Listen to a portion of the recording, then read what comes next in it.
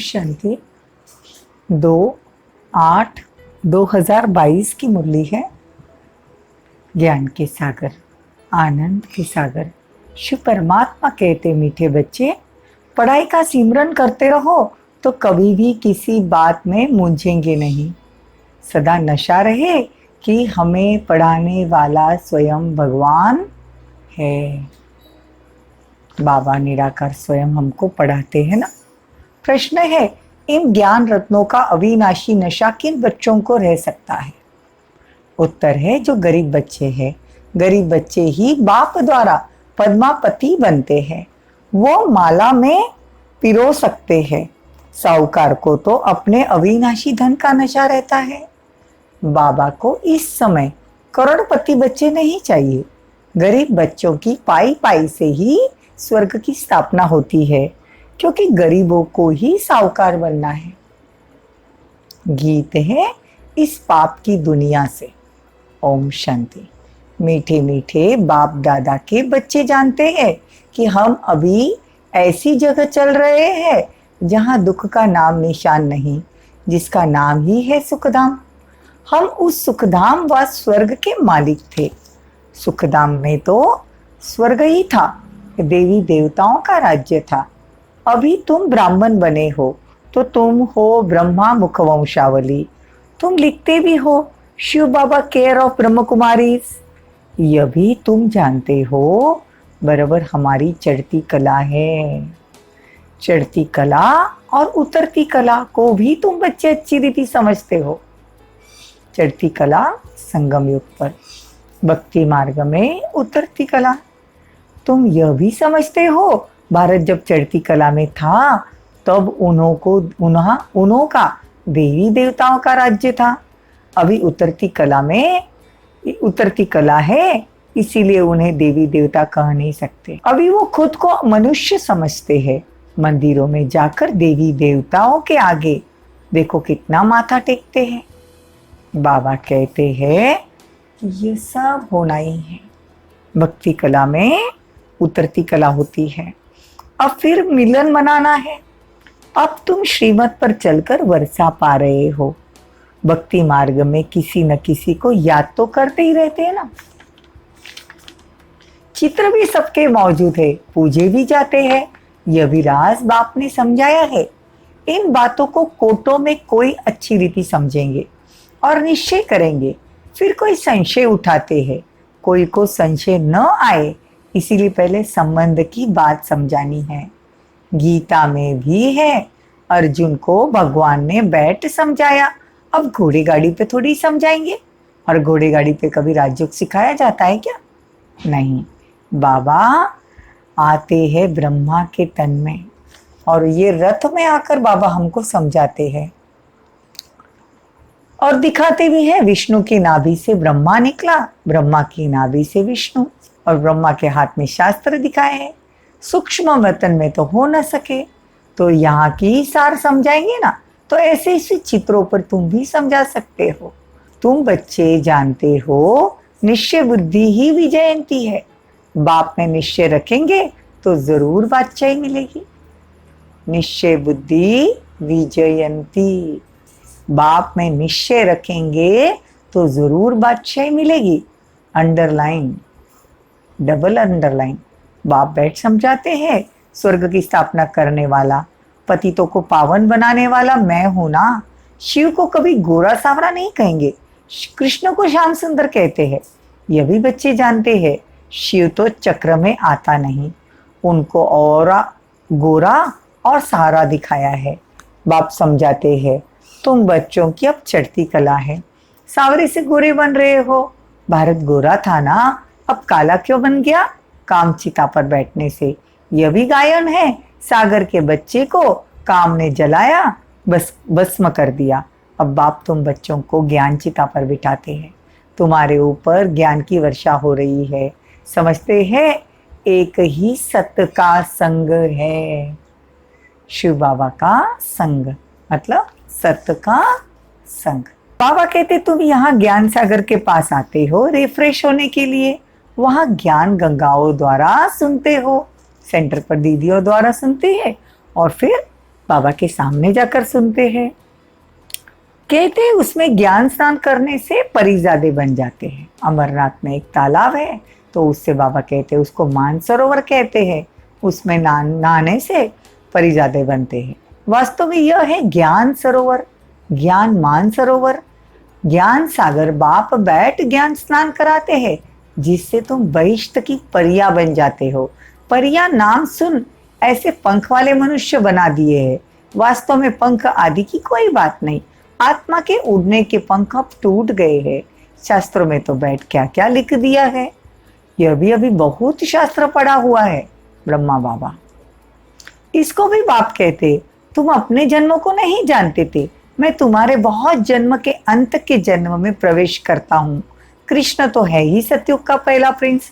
स्वयंवर के बाद फिर लक्ष्मी नारायण बनेंगे।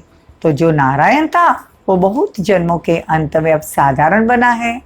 फिर जरूर उनके ही तन में बाबा आएंगे ना। कई कहते भगवान पति तो दुनिया में कैसे आए, न समझने के कारण श्री कृष्ण का नाम डाल दिया। बाबा कहते हैं तुम्हारी धारणा भी बड़ी अच्छी चाहिए। आपस में एक दो को याद दिलाना चाहिए। बाबा को याद करते हो, 84 जन्म के चक्रों को याद करते हो, ऐसे याद दिलाना चाहिए। आजकल तो करोड़पति को ही पैसे वाला कहा जाता है, लखपति को पैसे वाला नहीं कहेंगे। वो तो यह ज्ञान उठा नहीं सकते। बाबा कहते हैं हमको करोड़ अरब तो चाहिए ही नहीं। क्या करेंगे? हमको गरीबों के पैसे से स्वराज्य की स्थापना करनी है। यह पक्का व्यापारी भी है, ऐसे तो नहीं फालतू में लेंगे जो फिर देना पड़े। बाबा हम गरीबों की पाई पाई पैसे से देखो सतयुग की स्थापना कर रहे हैं। करोड़पति तो बहुत है। बाबा कहते हमको उनका चाहिए भी नहीं, क्योंकि देखो बाबा पक्का सौदागर है। अगर बाबा लेगा तो एक का पदम गुना देना भी तो है ना। तो बाबा तो भावना का भूखा है। गरीब लोगों में भावना बहुत होती है। तो बाबा कहते हैं ऐसे फालतू में थोड़ी लूंगा, तुम्हारा मट्टा सट्टा है, इसलिए भोलानाथ कहा जाता है। गरीब से गरीब ही माला में पिरोए जाते हैं। सारा मदार पुरुषार्थ पर है, इसमें पैसे की बात ही नहीं। पढ़ाई की बात में गरीब अच्छा ध्यान देंगे। पढ़ाई तो एक है ना, गरीब अच्छा पढ़ेंगे क्योंकि साहूकारों के पास पैसे का बड़ा नशा होता है। तुम बच्चे जानते हो हम स्वर्ग के मालिक थे, अब कंगाल है। अब बाप आया है 84 के चक्रों को, तो जरूर 84 का चक्र तो जरूर लगना है। पुनर्जन्म भी सिद्ध करेंगे। तुम सिकिलदे बच्चे ही 84 के चक्र में आते हैं। पढ़ाई को दोहराना है। चित्र रखा होगा तो देखकर चक्र को याद आएगा। बाबा कहते हैं मैं इनके बहुत जन्म के अंत में प्रवेश करता हूँ। ये प्रजापिता भी यहाँ चाहिए। ब्रह्मा का नाम मशहूर है, ब्रह्मा मुख वंशावली। बच्चों को बाजोली भी समझाई है। अभी हम ब्राह्मण फिर देवता, चोटी देखने में आती है, ऊपर में शिव बाबा स्टार, कितना सूक्ष्म। इतना बड़ा लिंग तो नहीं, ये तो पूजा के लिए है। रुद्र यज्ञ रचते हैं तो बड़ा शिवलिंग और छोटे छोटे शालिग्राम बनाते हैं।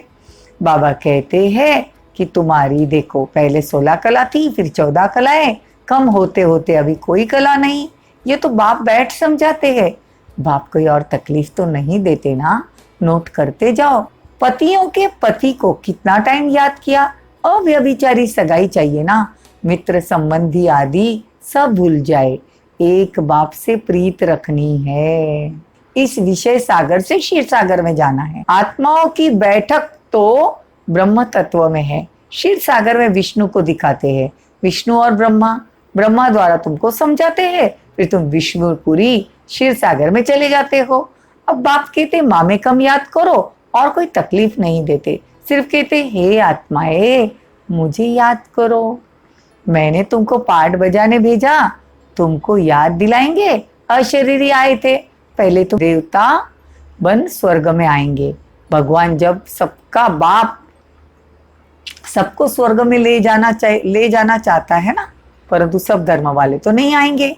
84 जन्म देवता ने ही लिए हैं, तो उनको ही आना है। ये सब बातें तुम्हारी बुद्धि में है। अच्छी रीति धारण करनी चाहिए। थोड़ा समय है, सिर्फ अपने को आत्मा समझो। हम एक शरीर छोड़ दूसरा लेते हैं। आत्मा सच्चा सोना बन जाएगी। 84 जन्म लेकर सतयुग में सच्चा सोना। तो सतयुग में सच्चा जेवर थे, अब देखो कितने झूठे हो गए।